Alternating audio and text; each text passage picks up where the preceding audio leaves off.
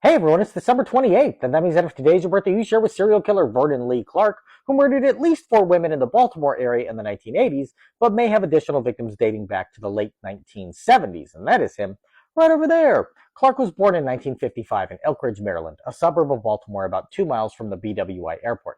He attended local schools and graduated from Howard High School, but did find himself in some minor trouble with the law during his teens.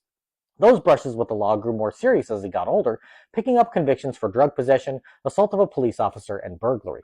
He paid his bills through work as a handyman and found steady employment in 1980 when he was hired to be an animal skinner at a local processing plant.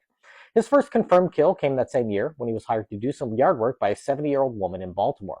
Clark attacked her with a knife outside her home, sexually assaulting and stabbing her to death, then left her body in the woods. It wasn't found until a week later, and he was long gone, not even becoming a suspect in the investigation.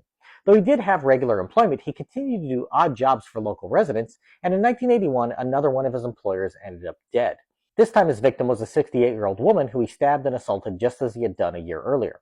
And just as before, he wasn't even a suspect in the case and returned to his life as if nothing had happened. 3 years later, he struck again, when just after Christmas in 1984, he broke into the home of an 81-year-old woman who fled as soon as she saw a strange man in her house. He chased her down in the woods, where he sexually assaulted and beat her to death. Clark again went dormant, returning to his regular life, but in 1989 murdered for the last time.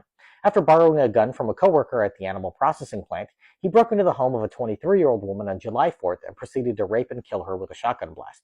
This time, the police found a pizza box that had been delivered to a woman nearby, and when speaking with her, she told him that she had spoken to Clark earlier that evening and had given him the rest of her pizza. They built their case over the next month, and after investigators obtained a warrant, they went to his home, but Clark bit and punched an officer. This led to a quick stint behind bars for him, and DNA samples were taken and stored for later testing since it was still a relatively new and very expensive technology at that time. His semen was found to be a match for evidence found on the victim's body, and he was arrested for murder in January of 1990. Clark claimed that he was too busy doing drugs with prostitutes who have killed the woman the previous year, but a jury didn't buy it, and he was convicted of murder in 1991 and sentenced to life in prison. In 1999, his DNA was found to be a match for samples collected from the murders in 1981 and 84, and ultimately received 2 more convictions and life sentences. 16 years later, he was tied to the murder in 1980 by DNA evidence, and after pleading guilty, received a 4th life sentence.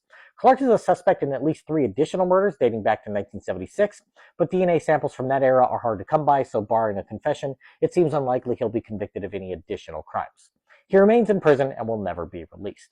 If this is your birthday, I hope you have a great day. Leave me a comment so I can wish you a happy birthday. If you know someone whose birthday it is today, send them this video so they can find out all about their birthday twin. And to Vernon Lee Clark, I say, happy birthday, you bastard.